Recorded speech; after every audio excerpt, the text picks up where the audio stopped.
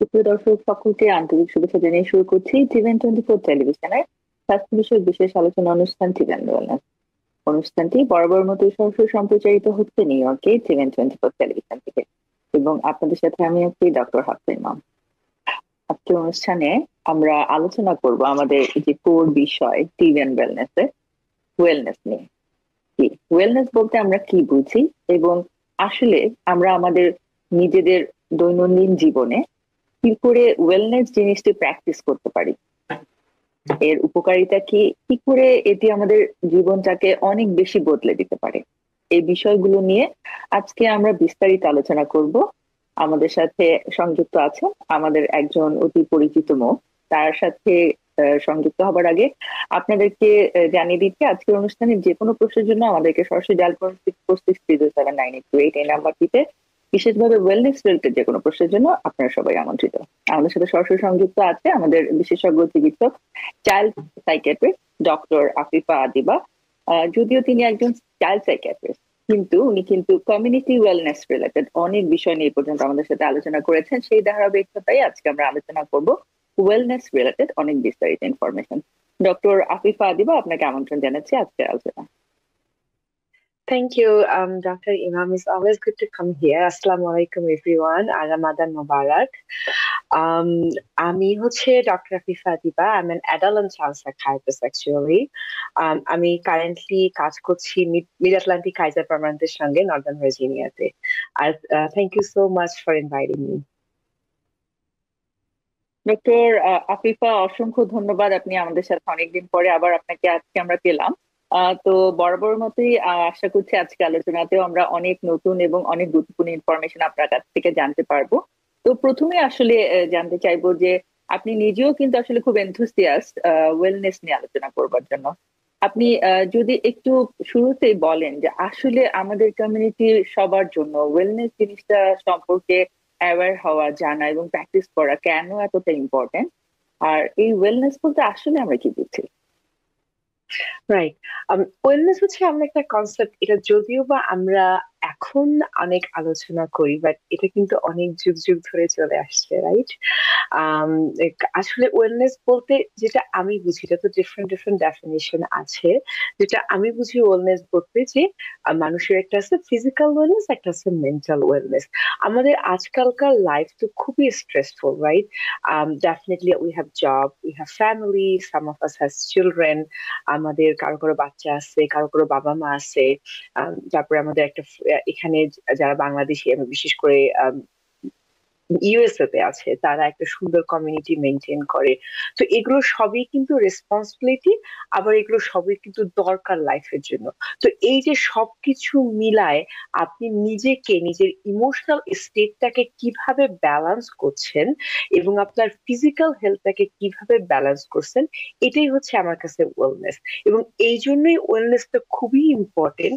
যেটা আমাদের ফেলোশিপ একটা, আমাদের প্রোগ্রাম ডিরেক্টর আমাকে সবসময় একটা কথা বলতো, যেটা আমার খুবই মনে পড়ে। সেটা বলতো যে ইউ আর ইম্পর্টেন্ট, মানে আপনি মানুষ হিসেবে সবচেয়ে ইম্পর্টেন্ট। অফকোর্স আপনার বাচ্চা কাচ্চা, আপনার হাজবেন্ড, আপনার বাবা মা সবাই ইম্পর্টেন্ট, কিন্তু ইমাজিন যে আপনি যদি সিক, ফিজিক্যালি হোক আর মেন্টালি হোক আর ইমোশনালি হোক, তাহলে আপনি কারোই টেক কেয়ার করতে পারছেন না, কারোর সঙ্গে রিলেশনশিপটা রাখতে পারছেন না। ঠিক এই জন্যই আপনার ওয়েলনেসটা দিয়ে শুরু করতে হবে, এবং আপনার ওয়েলনেসটাই সবচেয়ে বেশি ইম্পর্টেন্ট।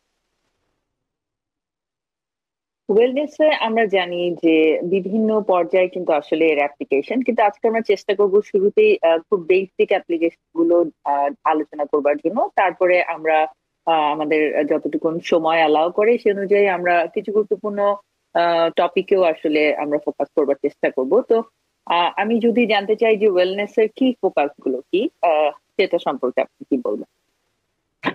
আচ্ছা, আমি তো প্রথমে যেটা বললাম যে একটা দুই ধরনের ওয়েলনেস আছে, রাইট? একটা হচ্ছে গিয়ে শারীরিক, আর একটা হচ্ছে গিয়ে মানসিক। হ্যাঁ, এখন দিন হচ্ছে 24 ঘন্টারই, কারোই দিন 25 ঘন্টা বা 26 ঘন্টা নয়। তো আমাদের প্রথমেই যেটা করতে হবে যে আসলে দিনটা আমি কিভাবে প্ল্যান করব, যেটা আমি সকালে করার চেষ্টা করি। যে আম, যে কি জিনিসগুলো ওয়েলনেস এর, যে প্রথমে হচ্ছে কি উঠবেন আপনি, আপনার লাইফটা স্ট্রাকচার হতে হবে। স্ট্রাকচার মানে আপনি কোন সময় কি করছেন, এটা একটা আইডিয়া অ্যাটলিস্ট থাকতে হবে, সেটা হচ্ছে প্রথম একটা। দ্বিতীয় হচ্ছে গিয়ে আপনার লাইফে কিছু জিনিস খুব ইম্পর্টেন্ট, যেমন খাওয়া, ফুড, কি খাচ্ছেন আপনি, কখন খাচ্ছেন আপনি, এবং কিভাবে খাচ্ছেন আপনি, এবং কতখানি পরিমাণে খাচ্ছেন, রাইট? তারপরে হচ্ছে গিয়ে এক্সারসাইজ, মানে এক্সারসাইজ বলতে যে আপনাকে 5 মাইল দিনে রান করতে হবে তা না, any kind of physical exercise, walking around, একটু যোগা করা হাউএভার, বা একটুখানি হচ্ছে গিয়ে ফ্রি হ্যান্ড এক্সারসাইজ করা, যাই করি না কেন কিছুটা ফিজিক্যাল অ্যাক্টিভিটি, এক্সারসাইজ না বলে আমি বলি ফিজিক্যাল অ্যাক্টিভিটি, সেটা একটা। আরেকটা ইম্পর্টেন্ট জিনিস হচ্ছে কি স্লিপ। তো আপনার স্লিপটা সাউন্ড স্লিপ হচ্ছে কিনা, আপনার স্লিপ কিন্তু আপনাকে খুবই ইম্প্যাক্ট করে, রাইট? তো এই জিনিসগুলো হচ্ছে কি প্রথমে আমার কাছে খুবই ইম্পর্টেন্ট কি ফ্যাক্টর। একটা হচ্ছে গিয়ে আপনার ডেটা স্ট্রাকচার হওয়া, দ্বিতীয়টা হচ্ছে আপনার ফিজিক্যাল অ্যাক্টিভিটি, আপনার ফুড, আপনার খাওয়া দাওয়া, আপনার মিল, আর চতুর্থ হচ্ছে কি আপনার স্লিপ। এবং বর্তমান বিশ্বে আসলে যে জিনিসটা প্রত্যেকের জীবনেই খুব বেশি একটি বড় জায়গা দখল করে আছে সেটি হচ্ছে স্ট্রেস। সুতরাং আমার মনে হয় যে রিল্যাক্স করতে পারাটাও একটি প্রধান একটি ফোকাসের ভিতরে আসলে আমরা বলতে পারি ওয়েলনেস এর। তো শুরুতেই বলবো যে খুব বেশি যে জিনিসটা এই সময় আমরা শুনতে পাই যে আমার সাউন্ড স্লিপ হচ্ছে না, আহ রাতে কম ঘুমাতে হচ্ছে কারণ ওয়ার্কলোড অনেক বেশি, হয়তোবা রাতে দেরি করে ঘুমাচ্ছে একজন স্টুডেন্ট, আবার আর্লি মর্নিং এ উঠে যাচ্ছে। যারা কর্মজীবী তাদের ক্ষেত্রে এটা খুব কমন, অনেকেই রোস্টার ডিউটি করেন এবং তাদের ক্ষেত্রে এটা খুব কমন।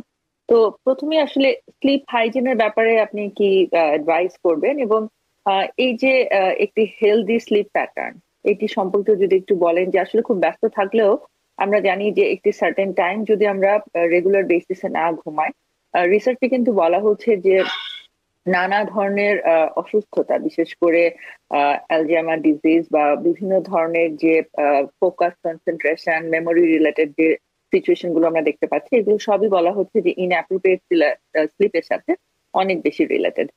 এই বিষয়ে আপনি কি বলবেন? অফকোর্স, খুবই ইম্পর্টেন্ট একটা টপিক, ডক্টর ইমাম। যেটা আমি প্রথমে আসলে বলতে চাই যে কেন স্লিপটা ইম্পর্টেন্ট। স্লিপের সঙ্গে আসলে আপনার সবকিছু জড়িত। স্লিপ, আপনি ঘুমাতে গেলে আপনার কর্টিসল হরমোন রিলিজ হয়, যেটা আপনার আসলে স্ট্রেস নিয়ন্ত্রণ করে।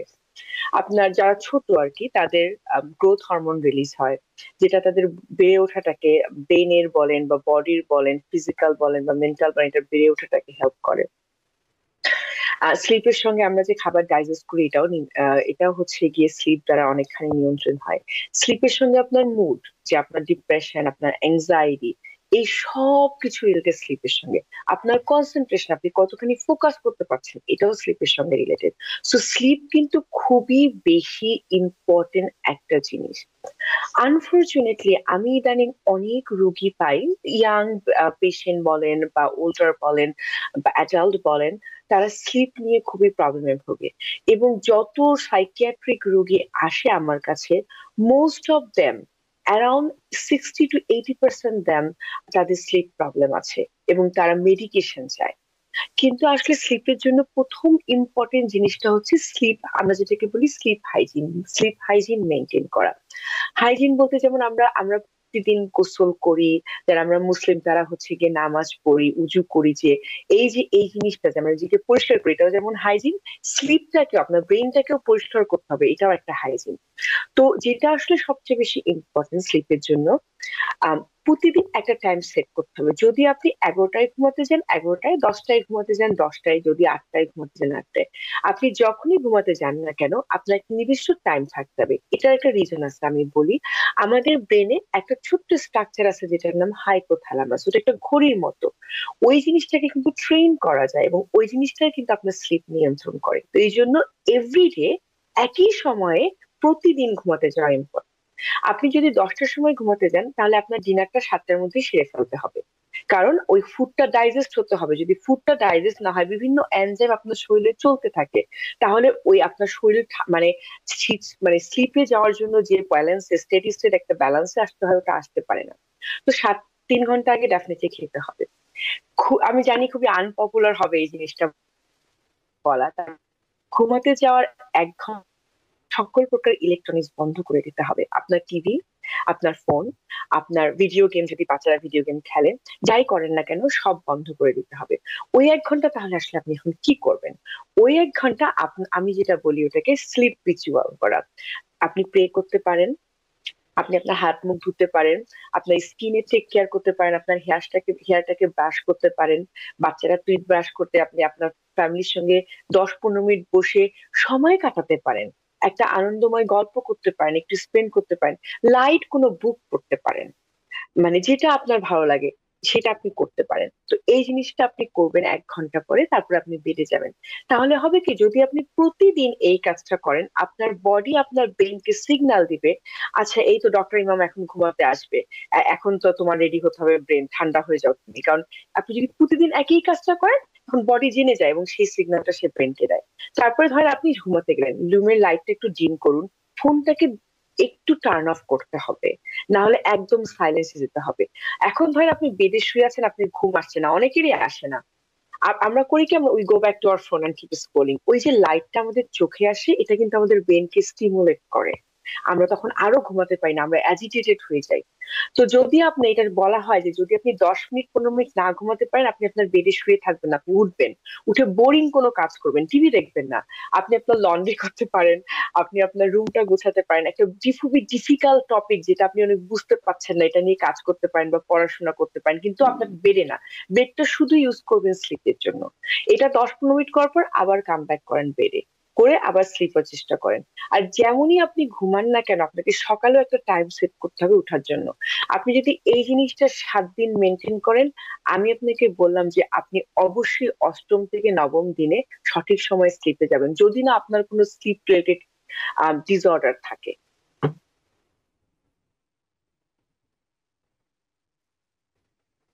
অসংখ্য ধন্যবাদ। আমরা জানি যে এই সময়ে আসলে আরো একটি খুব বড় চ্যালেঞ্জ হচ্ছে, বিশেষ করে ইউনাইটেড স্টেটসে, সেটি হচ্ছে ওবেসিটি। এবং প্রপার ওয়েট মেনটেন করবার জন্য, ওয়েট লুজ করবার জন্য মানুষ এখন অনেক ধরনের জিনিস ট্রাই করছে।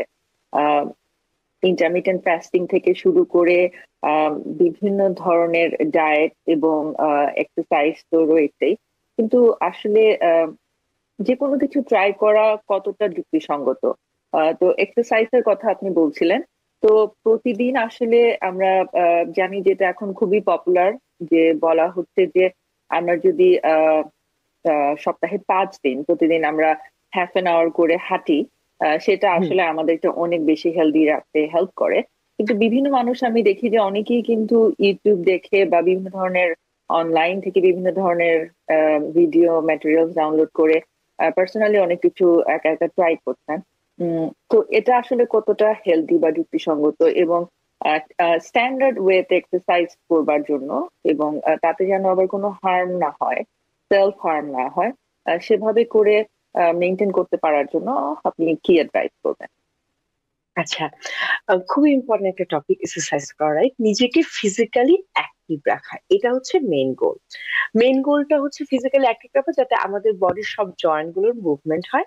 আরেকটা ব্যাপার, আমরা যে খাচ্ছি, এই যে আমরা ক্যালোরি ইনটেক করছি, ক্যালোরিটা যাতে কিছুটা হয় বার্ন হয়। আমাদের আজকালকার সবার জবই কিন্তু হচ্ছে কি, যে চেয়ারে বসে থেকে সারাদিন কম্পিউটারে জব, মানে there are very few people who মানে does very physical activities right nowadays, এই যুগে। এটা এটা একটা গুড ব্যাড যেটাই বলুন না কেন। তো এখন সারাদিন যে লোকটা কম্পিউটারের সামনে বসে থেকে কাজটা করলো, সে তো আসলে তার বডির মুভমেন্ট হলো না, রাইট? তো এই জন্য বডি মুভমেন্ট হওয়াটা খুবই ইম্পর্টেন্ট। আপনি যেটা বলেছেন এটা সত্যি, রিসার্চে দেখা গিয়েছে যদি আপনি 3 থেকে 5 দিন সপ্তাহে 15 থেকে 30 মিনিট জাস্ট নর্মাল পেসে হাঁটাহাঁটি করেন, তাহলে আপনার ইন এ লং রান আপনি আপনার ওয়েট কন্ট্রোল করতে পারবেন এবং আপনি অনেক হেলথি থাকবেন। তো আমি হাঁটাটা বা রানিং খুবই পছন্দ করি। তো এটা একটা রিয়েলি আইডিয়াল এক্সারসাইজ। আরেকটা ব্যাপার কি, আপনি যাই করছেন না কেন, অফকোর্স আপনি ইউটিউব থেকে ভিডিও ডাউনলোড করেও এক্সারসাইজ করতে পারেন, কিন্তু এটার ব্যাপারটা কি হচ্ছে গিয়ে, ম্যাক্সিমাম যে ভিডিও গুলো হয় ওগুলো আসলে ওয়েট থাকে। যদি আপনি ওয়েট থাকে, তাহলে আপনার দেখতে হবে যে আপনি কোনো স্পেসিফিক শুধু মাসেল গ্রুপকে টার্গেট করছেন কিনা। কারণ প্রতিটা বডির প্রতিটা মাসেল এবং প্রতিটা জয়েন্টের মুভমেন্ট হওয়াটা খুবই important, rather than specific thing.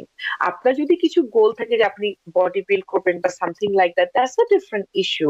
কিন্তু ইম্পর্টেন্ট, নর্মাল একটা হেলথি মানুষের জন্য তার বডি গুলোর জয়েন্ট গুলো মুভমেন্ট হতে হবে, প্রতিটা মাসল মুভমেন্ট হতে হবে। এই জন্য আপনি যে ধরনের এক্সারসাইজই করেন না কেন, এটা এটা আপনি হচ্ছে কি করতে পারেন যদি কিন্তু লক্ষ্য রাখবেন যে ওই জিনিসগুলোতে যেন সকল এলিমেন্ট গুলো থাকে। হ্যাঁ, এটা একটা ব্যাপার। আর একটা ব্যাপার হচ্ছে যে কনসিস্টেন্সি, রাইট? যেটা আপনি বললেন যে 3 থেকে 5 দিন এভরিডে। তো আপনি এক সপ্তাহ হয়ে অনেক এক্সারসাইজ করলেন, অনেক প্রাণ করলেন, অনেক ইউটিউবে ভিডিও করলেন, কিন্তু পরের সপ্তাহে আপনি কিছু করলেন না, দ্যাট উডেন্ট বি বেনিফিশিয়াল। কারণ আবার অনেক একসঙ্গে না ধরেন অনেকক্ষণ এক্সারসাইজ করাটাও কিন্তু ঠিক না, কারণ আমাদের এই মাসেল গুলো যখন এক্সারসাইজ করে তখন কিন্তু আমার মাসেলের থেকে বিভিন্ন ধরনের এনজাইম রিলিজ হয়। কিছু কিছু আছে আমাদের কিডনি দিয়ে আবার ক্লিন হয়। তো আমাদের কিডনিটাকেও কিন্তু ওই সময়টা দিতে হবে যাতে এই জিনিসগুলো ক্লিন হয়ে গেল, রাইট? তো এই জন্য আপনি দেখবেন যে লোকজন যারা ম্যারাথন ট্রেন করে কিন্তু স্লোলি একটু একটু একটু একটু করে শুরু করে করে বডিকে আস্তে আস্তে বিল্ড করে, because there is a reason for it, there is a training, there is a pathway. তো সবচেয়ে বেটার যেটা নর্মাল আমাদের সবার জন্য হচ্ছে গিয়ে আসলে 15 থেকে 30 মিনিট হাঁটা। আপনি জগিংও করতে পারেন, আপনি যদি রান করতে চান আপনি করতে পারেন, আপনি স্প্রিন্ট করতে চাইলে করতে পারেন, কিন্তু আপনি যেটাই করবেন না কেন আমার মনে হয় যে আপনি একটু এটা রেগুলারলি করার চেষ্টা করবেন, that's the most important thing এখানে। আমি রিসেন্টলি দেখেছি আমার পরিচিত একজন যে উনি অনলাইন দেখে যোগা করতেন, এবং তার ভার্টিব্রাল ডিস্ক প্রলাপস হয়ে গিয়েছে। তো আমি আসলে ওই জন্য মেনশন করলাম যে একা একা অনলাইন থেকে র্যান্ডমলি কিছু করা আসলে কতটা সেফ, বা রেগুলার বেসিসে যারা করতে চাচ্ছেন এনথুসিয়াস্ট হয়ে। তো সেক্ষেত্রে সেফলি আসলে আহ, কিভাবে করে এটা মেনটেন করা যেতে পারে। তো আপনি পেশেন্টদের সাথে আসলে আপনি খুবই ভালো একটা কথা বলেছেন। আসলে যখন আমরা ইউটিউব ভিডিও গুলো দেখি, আমি অফকোর্স এটা আমি বলেই যে সবাই বন্ধ করে দেখা দেওয়া তা না, কিন্তু আপনি যখন যদি আপনি আসলে একজন বিগিনার হন, কারণ এ ব্যাপার নিয়ে আমি অনেক রিসার্চ করেছি, ইউটিউবে কিন্তু একদম বিগিনারদের জন্য খুব সিম্পল স্টেপ এর ভিডিও আছে। এবং আপনি দেখবেন যে যেখানে রিভিউ অনেক বেশি, লোকজন অনেক লাইক করেছে, সাবস্ক্রাইব করেছে, ওরকম একটা ভালো অথেন্টিক ভিডিও খুঁজে বের করেন এবং আপনি আপনার লেভেল অনুসারে দেন। আপনি যদি আসলে আজকে যোগা শুরু করেন, আপনি যদি অ্যাডভান্স লেভেলে যোগা শুরু করেন, তাহলে তো অফকোর্স আপনার মাসেল স্ট্রেন হবে, রাইট? আপনার যেটা বললেন আপনি যে ডিস্ক ক্রস হওয়ার সম্ভাবনা আছে, বা এটা এজ অনুসারেও কিন্তু ডিপেন্ড করে যে আপনি কোন এজে কোন এক্সারসাইজটা।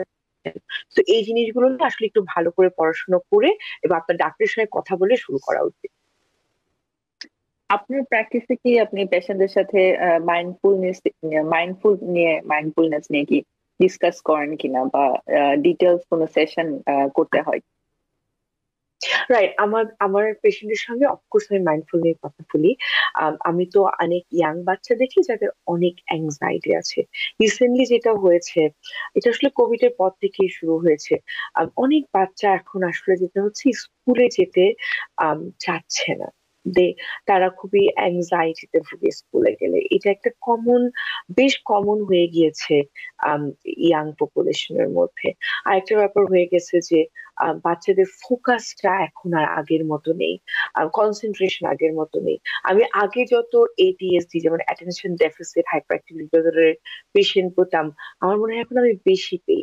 আমার কাছে মনে হয় যে এই অ্যাটেনশন নেই, হচ্ছে গিয়ে বাচ্চারা ফোকাস করতে পারতেছে না, তারপরে হচ্ছে গিয়ে এই জিনিসগুলো আসলে আহ বাচ্চারা কোনো কিছুতেই মানে তারা স্থির না, এই জিনিসগুলো আসলে অনেকখানি আসছে আমাদের এক্সেসিভ ইউজ অফ সোশ্যাল মিডিয়ার জন্য।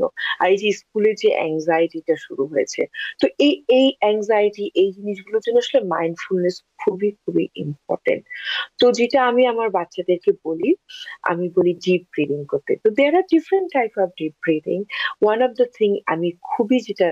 Things that I really like is box breathing.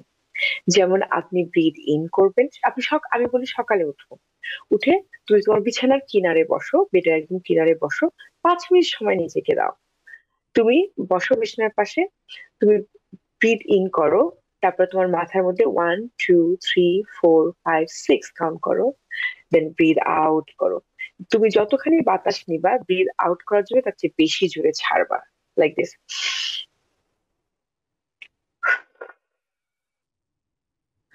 এরকম আমি বলি ওদেরকে 5 সেট করতে। এটাতে হয় কি, সকালে উঠে আপনার ব্রেনে প্রচুর অক্সিজেন গেল, আপনার ব্রেনটা তখন ওয়েট করলো, ও আচ্ছা ঠিক আছে আমি জেগে উঠেছি। Then make your day how you are gonna plan your day and then go ahead and take care of your hygiene, right? তো এই জন্য এই জিনিসগুলো খুব ইম্পর্টেন্ট। যেমন আমি ব্রিদিংটা খুব পছন্দ করি, তারপরে আমি কিছু গ্রাউন্ডিং টেকনিক খুব পছন্দ করি। তারপরে আমি হচ্ছে গিয়ে বাচ্চাদের সঙ্গে বলি যে মেডিটেশনটা খুবই ইম্পর্টেন্ট। তোমার 23 মিনিট মেডিটেশন করতে হবে না, তুমি জাস্ট 5 মিনিট চোখ বন্ধ করে এই ব্রিথ ইন আর ব্রিথ আউট এক্সারসাইজটাই করো। তারপর আজকে 5 মিনিট করো, কালকে 10 মিনিট করো, তারপর দিন 15 মিনিট করো। তাহলে দেখো তোমার কেমন লাগছে। হ্যাঁ। তারপর আরেকটা জিনিস খুব মাইন্ডফুল, যারা প্রেয়ারে বিলিভ করে, আমি তাদেরকে বলি, আমার অ্যাডাল্ট আর কি, বিশেষ করে তাদেরকে বলি যে আপনি প্রেয়ার করুন। You can be from any religion and do whatever prayer আর রিচুয়াল ইউ ডু। ওগুলো কিন্তু খুবই সুদিং হয়। মানে বসলেন আপনি, আপনি হচ্ছে নামাজ পড়লেন বা আপনি প্রার্থনা করলেন বা আপনি হচ্ছে গিয়ে গডের কাছে চাইলেন কিছু, যে সিট ডাউন করলেন, ডিপ ব্রিথ নিলেন এবং করেন, এই জিনিসটা খুবই ইম্পর্টেন্ট। তো মাইন্ডফুলনেস তো বিভিন্ন ভাবে আছে, তো এটা একভাবে। আমি আমার পেশেন্টদেরকে খাওয়ার সময় মাইন্ডফুলনেস নিয়ে বলি। ইদানিং ম্যাক্সিমাম লোকজন খাচ্ছে আর ফোনটা স্ক্রল করছে, রাইট? আমিও করি, I am not saying that I am out of all those thing. কিন্তু আমরা কি খাচ্ছি না খাচ্ছি এটাও তো বুঝতেছি না। খাবারের সঙ্গে তো একটা রিলেশন থাকতে হবে। Everything you can do, everything mindfully. আপনি বসছেন, আপনার খাবারটা নাচ্ছেন, টেক্সচারটা কি, এটা স্বাদটা মুখে কেমন, কেমন লাগছে, এটা থেকে আপনাকে আনন্দ দিচ্ছে কিনা, এই জিনিসগুলো খুব ইম্পর্টেন্ট, যেটা খাবারের মাইন্ডফুলনেস, রাইট? আপনি যখন ড্রিঙ্ক করছেন, আপনি কি পানি যে খাচ্ছেন, বসুন, বসে পানিটা ড্রিঙ্ক করুন। এই সময়টা ওই পানিটা খেয়ে দিন, মোবাইলে তাকাবেন না বা অন্য কিছু করেন না। এটাও খুবই ইম্পর্টেন্ট। তো দেখেন, ঘুম থেকে উঠা থেকে শুরু করে, প্রেয়ার থেকে শুরু করে, খাবার থেকে শুরু করে, আর অফকোর্স ঘুমোতে যাওয়ার আগে আমি সব সময় আমার পেশেন্টদেরকে বলি যে ডিপ ব্রিদিং করো 5 minute, give yourself time to cool your brain down, ওকে? তো এই জন্য মাইন্ডফুলটা ইচ এন্ড এভরি স্টেপে খুবই ইম্পর্টেন্ট, রিল্যাক্সেশন এন্ড মাইন্ডফুলনেস। হ্যাঁ, আমি আমি ভাবছি যে প্র্যাকটিসিং মাইন্ডফুলনেস নিয়ে আসলে আপনার সাথে একটি আলাদা সেশনই আমরা করব, কারণ এটি আসলে খুবই গুরুত্বপূর্ণ। এবং আমার মনে হয় যে প্র্যাকটিসিং মাইন্ডফুলনেস এপিসোডটা আমরা খুবই মাইন্ডফুলনেস প্র্যাকটিস করেই করব, সেই কারণে সেটা অবশ্যই খুব ডিটেলস হওয়া উচিত। তো আপনার সাথে বড়দের রিল্যাক্সেশন মেডিটেশনের ব্যাপারেও আপনি যদি কোনো স্পেসিফিক সাজেশন আমাদের সাথে শেয়ার করতে চান, সেই বিষয়ে কিছুটা শুনবো। তবে তার আগে চলে যাচ্ছি একটি ছোট্ট বিরতিতে। বিরতির পরই ফেরত আসছি দর্শক আরো অনেক গুরুত্বপূর্ণ ইনফরমেশন নিয়ে। স্পেশালি এই মুহূর্তে সব থেকে বেশি বড় চ্যালেঞ্জ আমাদের প্যারেন্টদের জন্য, যে বাচ্চাদেরকে এই অনলাইন মিডিয়ার যুগে, ওয়াইফাই, ইন্টারনেট এবং স্মার্টফোনের যুগে প্যারেন্টসরা কন্টিনিউয়াসলি স্ট্রাগল করছেন যে একটি প্রপার প্যারেন্টিং কি করে করা যায়, সেটা নিয়ে খুব বিস্তারিত আলোচনা হবে আমাদের সাথে। প্রিয় দর্শক, বিরতির পর ফেরত আসছি আপনাদের সাথে স্টিভেন ওয়েলনেস এর আজকের আলোচনায়, ওয়েলনেস প্র্যাকটিস। আমাদের সাথে আছেন আমাদের বিশেষজ্ঞ চিকিৎসক, adult and child psychiatrist doctor Afifa Adiba. Doctor Adiba, আমরা বলছিলাম যে বড়দের ক্ষেত্রে আসলে রিল্যাক্সেশন মেডিটেশন প্র্যাকটিস করবার জন্য আহ, মনে হয় আমাদের শর্ট সময় শর্ট, তারপরেও কিছুটা একটু আমি জানতে চাচ্ছি, যেহেতু আসলে ভীষণ স্ট্রাগল, স্ট্রেসফুল একটি লাইফ এই নর্থ আমেরিকাতে প্রায় প্রত্যেক অ্যাডাল্টই কোনো না কোনো পর্যায়ে এক্সপিরিয়েন্স করে থাকে। রাইট। অফকোর্স বড়দের জন্য সেম জিনিসই খুবই ইম্পর্টেন্ট। মাইন্ডফুলনেস বা রিল্যাক্সেশনের জন্য প্রথমে আমি বড়দের যেটা বলি যে আম, আহ, প্রথম আসলে দিনে একবার করে হলেও এটা চেষ্টা করা উচিত। এটা এক্সারসাইজের মতোই। আপনি এক্সারসাইজ হচ্ছে আপনার বডিকে যেমন আপনি বডি মুভমেন্ট হচ্ছে, মাইন্ডফুলনেস সেভাবে আপনার মাইন্ডকে ট্রেন করছে যে যখন আমরা যেটা বলি flight and fight response, right? যখন একটা আপনি স্ট্রেস পাবেন, আপনার মাইন্ডটা কিভাবে রিয়াক্ট করবে ওইটাতে, এবং কিভাবে আপনার মাইন্ডটা আপনাকে ওই স্ট্রেসফুল সিচুয়েশন থেকে বের করে নিয়ে যাবে, আপনি কিভাবে সুস্থ থাকবেন, কিভাবে সঠিকভাবে যে জিনিসগুলো হ্যান্ডেল করবেন, এই জিনিসটার জন্য আপনার মাইন্ডটাকে ট্রেন করতে হবে। তো আপনি এটা প্রতিদিন করতে পারেন, যেটা আপনি করতে চান সেটাই করতে পারেন, আমি বলছি না যে ইন স্পেসিফিক ওয়ে।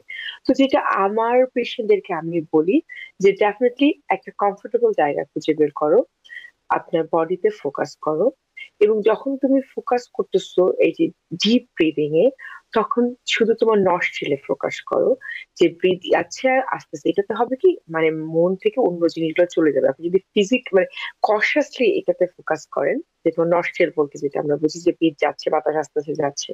তারপর আমি তাদের বডি স্ক্যান করতে বলি। মানে আমি শুরু করতে বলি মাথা থেকে, যে কি ফিল করছেন আপনি মাথায়, কি ফিল করছেন আপনার গালে, তারপর কি ফিল করছেন আপনার ঠোঁটে, আপনার কাঁধে, আপনার হাতের মাসলে, ধীরে ধীরে নিচে যান একদম পা টো পর্যন্ত। আপনি যখন এইটা প্রতিটা জিনিস চোখ বন্ধ করবেন, ডিপ ব্রিথ নেবেন এবং ফিল করতে থাকবেন, আপনি দেখবেন যে আসলে আপনার বডির সেন্সেশন গুলো কি। হ্যাঁ, এই জিনিসটা করতে পারলে, আপনি মাথা থেকে টোপ পর্যন্ত এভাবে ধীরে ধীরে যেতে পারলে দেখবেন যে আপনার 10 মিনিট হয়ে গেছে। এবং ওটার পরে আপনি যখন চোখটা খুলবেন, you will feel a lot relax. এটা খুব ভালো একটা গ্রাউন্ডিং টেকনিক। এটা সবার জন্য খুবই ইম্পর্টেন্ট।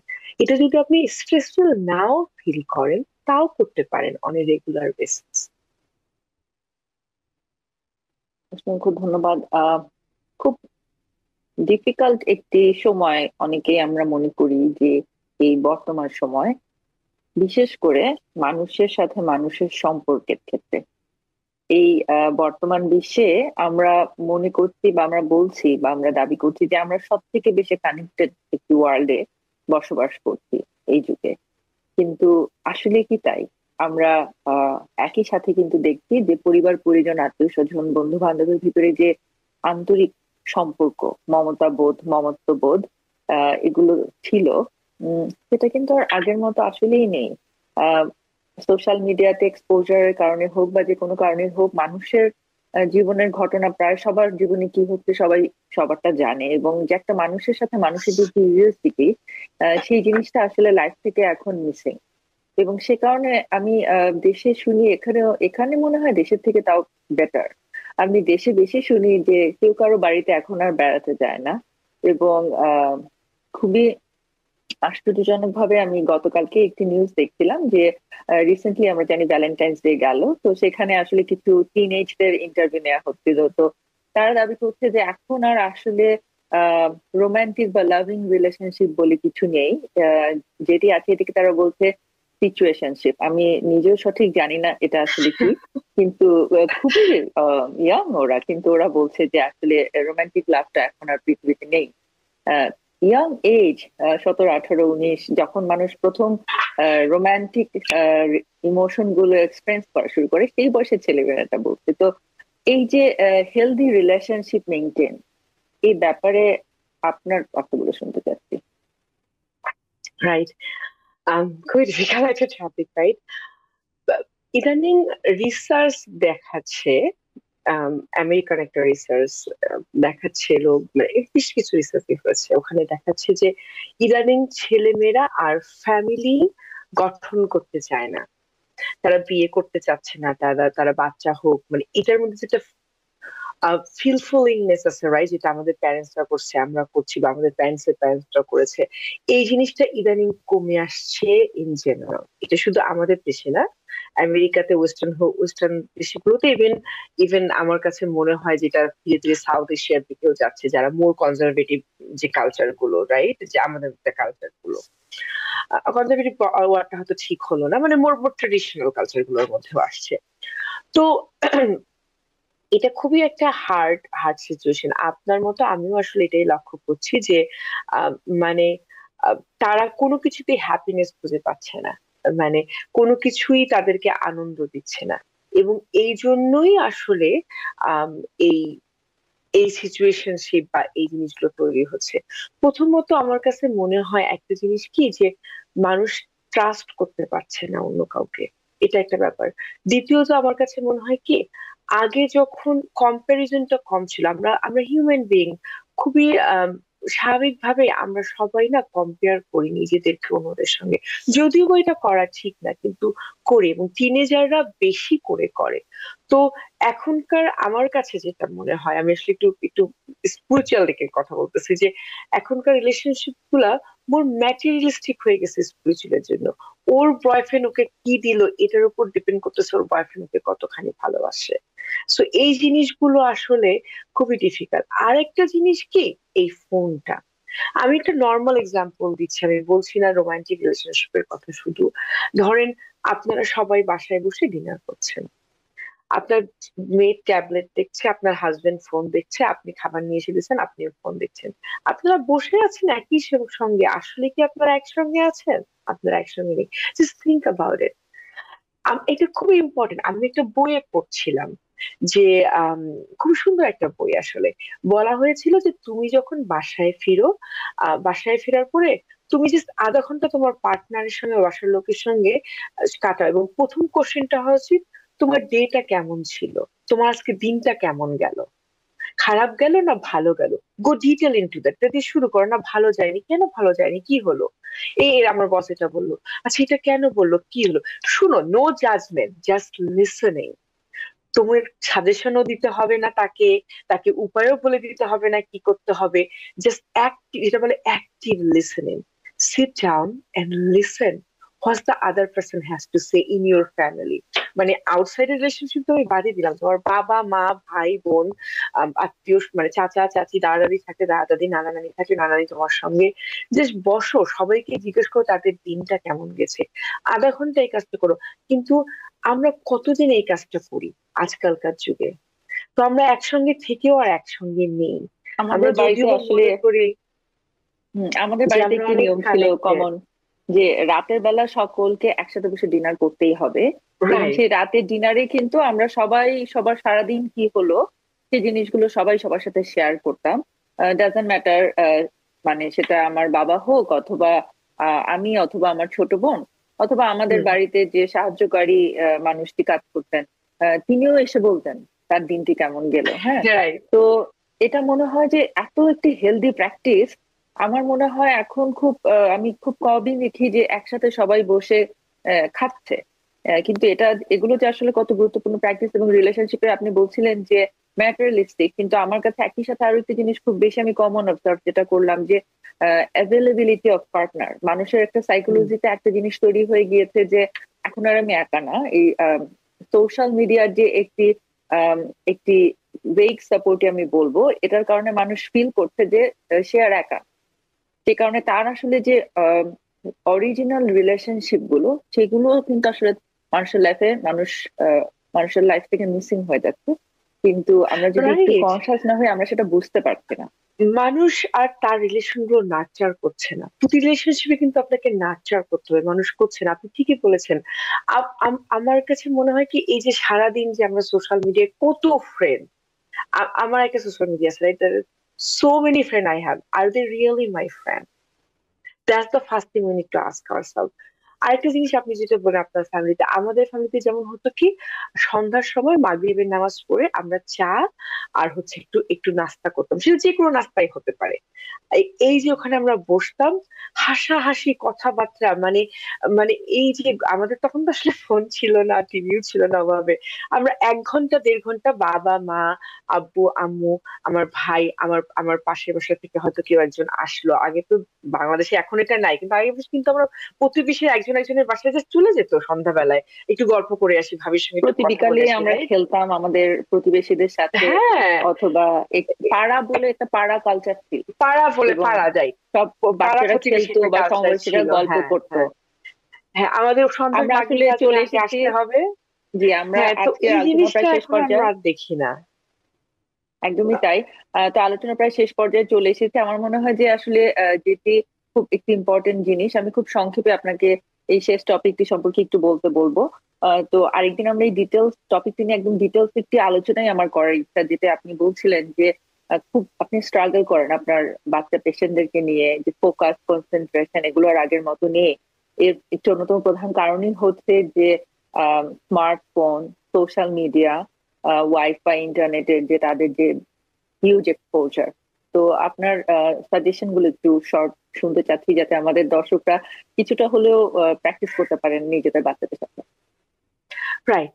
প্রথমত কথা হচ্ছে যে আমি সাজেস্ট করি না, এখন এটা হয়তো আনরিয়ালিস্টিক হতে পারে অনেকের জন্য, আমি সাজেস্ট করি না যে একটা বাচ্চা 10 বা 12 বছর হওয়ার আগ মুহূর্ত পর্যন্ত তার স্মার্টফোনের দরকার আছে। এটা জাস্ট আমি মনে করি অ্যাজ এ চাইল্ড সাইকিয়াট্রিস্ট। আচ্ছা ধরেন, অফকোর্স এখন এমন টিভি আর ফোন এমন একটা জিনিস যে আসলে এটা আমরা ছাড়া তো থাকতে পারবো না। তো যে 2 বছরের আগে তো ডেফিনেটলি কোনো ইলেকট্রনিক্স মিডিয়া ইউজ করা যাবে না, যদি না আপনি হচ্ছে স্কাইপে বা জুমে আপনার ফ্যামিলির সঙ্গে কথা বলতেছেন, যে নানিকে দেখতেছে, অনেক বাংলাদেশে থাকে, দাদিকে দেখতেছে, এটা এটা গেল একটা।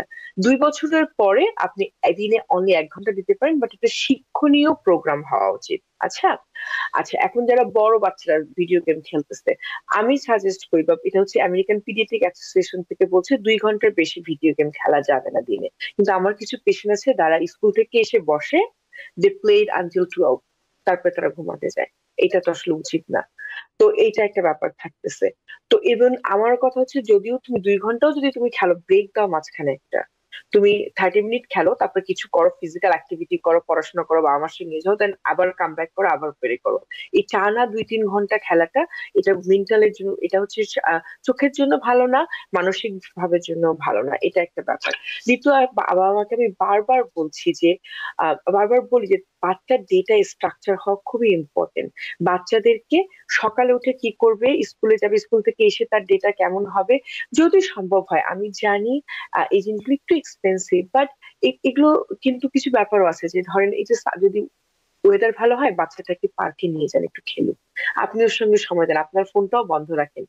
আপনাকে কিন্তু আইডিয়াল বাবা মা হিসেবে প্রেজেন্ট হতে হবে। ও কিন্তু আপনাকেই ফলো করে, বাচ্চারা আমাদেরকে খুবই অবজার্ভ করে। আপনি যদি সবসময় ফোনে থাকেন, তাহলে আপনার বাচ্চাকে আপনি বলতে পারেন না তুমি ভিডিও গেম খেলো না, তো বলবে তুমি তো ফোনে থাকতে সারাদিন। তো আপনার বাচ্চাকে নিয়ে পার্কে যান, ওদেরকে বিভিন্ন অ্যাক্টিভিটিতে দেন, গান শিখতে দিন, নাচ শিখতে দিন, কোরআন শিখতে দিন, মানে যেটা আপনার জন্য, আপনার কালচারে, আপনার ফ্যামিলির জন্য সুইটেবল, এরকম সপ্তাহে 2-1 দিন ওদেরকে বিজি রাখুন বিকেলের মধ্যে। এমন কোন অ্যাক্টিভিটি যেটা প্রোডাক্টিভ, যেটা ফিজিক্যালিও সুন্দর অ্যাক্টিভ এবং ওদের ব্রেনের জন্যও ভালো, এরকম কোনো কিছু দিন। হ্যাঁ, তো এই জিনিসগুলো খুবই ইম্পর্টেন্ট। আর অফকোর্স সবারই একটা স্লিপ টাইম থাকতে হবে। আর ডিনারটা বাচ্চাদেরকে বাধ্য করতে হবে যে কিছু জিনিস আছে যেটা নেগোসিয়েবল নয়। One of the thing that is, you come down and you have dinner with us. তুমি তোমার ফোন রাখো, আমরা সবাই আমাদের ফোন রেখে দিব, আমরা বসবো, আমরা আধা ঘন্টা ডিনার একসঙ্গে করবো, দ্যাটস ইট। মানে অ্যাটলিস্ট এতটুকু ইমপ্লিমেন্ট করা শুরু করতে হবে। তাহলে আসলে এই জিনিসটা থেকে ওরা আস্তে আস্তে বেড়ে আসবে। ওদেরও দোষ নেই, কারণ যুগটাই এমন হয়ে গেছে এখন যে আমি বলছি না যে টোটালি অফ করে দাও, কিন্তু স্ট্রাকচারের মধ্যে থাকতে হবে। অসংখ্য ধন্যবাদ ডক্টর আফিফা আদিবা। আপনার অনেক গুরুত্বপূর্ণ টিপস আপনি শেয়ার করেছেন আজকে। আমরা স্বল্প সময়ে চেষ্টা করেছি সুপ্রিয় দর্শক ইনফরমেশন গুলো আপনাদের যাতে কাজে লাগে, এই ধরনের ইনফরমেশন গুলো আলোচনায় আনবার জন্য। আশা করি ইনফরমেশন গুলো ফলো করলে আপনারাও সবাই উপকৃত হবে। আমরা অতি শীঘ্রই আরো এই ধরনের অনেক গুরুত্বপূর্ণ প্র্যাকটিক্যাল টপিক নিয়ে আপনাদের সাথে আলোচনায় আসবো। আজকে এ পর্যন্তই। Doctor Afifa Adiba, adult and child psychiatrist, আমাদের সাথে আজকে ছিলেন। অ্যাডাল্ট অ্যান্ড চাইল্ড সাইকিয়াট্রিস্ট, আমাদের সাথে উনি এর আগে কোভিড এর সময় থেকে অনেক আলোচনা করেছেন। আজকে অনেকদিন পরে আবার ওনার সাথে আলোচনা হলো। ডক্টর আদিবা, আপনাকে অসংখ্য অসংখ্য ধন্যবাদ আপনার মূল্যবান সময় এবং গুরুত্বপূর্ণ ইনফরমেশন আমাদের সাথে শেয়ার করবার জন্য। অসংখ্য ধন্যবাদ আপনি আমাকে ইনভাইট করার জন্য। আর আমি আসলে সরি, যেটা হয় লাইফ বিজি হয়ে যায়, I have a kid, so আমি আসলে আসতে পারিনি এর আগে। বাট আমি অবশ্যই চেষ্টা করবো, যদি আপনাদের এরপরে কোনো ইম্পর্টেন্ট টপিক থাকে যেটাতে আমি হেল্প করতে পারি, আসার অবশ্যই চেষ্টা করব। এটা আসলে আমার খুবই ফেভারিট একটা প্রোগ্রাম, আমি না আসলেও প্রোগ্রাম গুলো দেখি। তো হচ্ছে খুবই ইম্পর্টেন্ট, খুবই গুরুত্বপূর্ণ একটা প্রোগ্রাম। আমি TVN 24 এবং আপনাকে অসংখ্য ধন্যবাদ জানাই আমাকে ইনভাইট করার জন্য এবং এরকম একটা প্রোগ্রাম হোস্ট করার জন্য। আর অফকোর্স ঈদ সামনে আসতেছে, রামাদান চলতেছে, তো আমি সবাইকে রামাদান মুবারক জানাতে চাচ্ছি। ভালো থাকবেন। সুপ্রিয় দর্শক, আশা করি ইনফরমেশন গুলো খুব সাধারণ, আমাদের একটু মনোযোগী হলে মেনে চলতে কষ্ট হবে না, কিন্তু এই ছোট ছোট ইনফরমেশন গুলো চেঞ্জ করে দিতে পারে আমাদের এভরিডে লাইফকে। সকলে নিরাপদে থাকুন, সুস্থ থাকুন। TVN 24 টেলিভিশন দেখতে আজই কল করুন 7187776556। লগ ইন করুন www.totalcablebd.com। নিউ ইয়র্ক থেকে সম্প্রচারিত TVN 24 টেলিভিশন বিশ্বজুড়ে বাঙালির কণ্ঠস্বর।